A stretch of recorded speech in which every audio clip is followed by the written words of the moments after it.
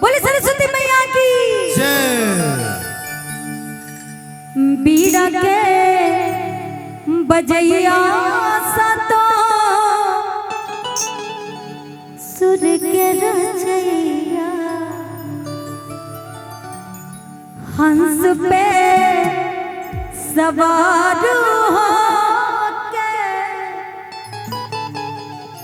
आजा मोरी मैया विनती हजार करतानी सुनिए मैया शारदा भवानी बीड़ा के बजैया सतो सुर के रचैया हंस पे सवार होके आजा मोरी मैया विनती हजार करतानी सुनिए मैया शारदा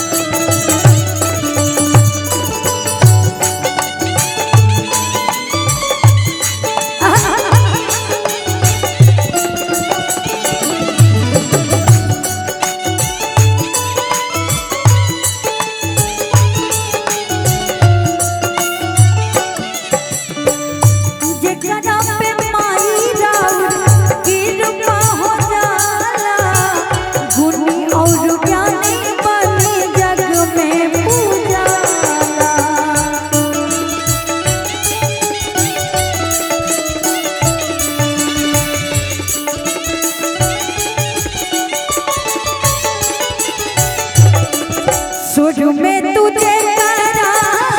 समाजा लुमाई सुर सरगम के ज्ञाता कहाला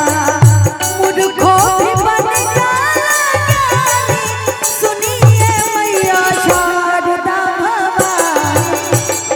बीड़ा के बजैया सतो सुर के रचैया हंस पे सवार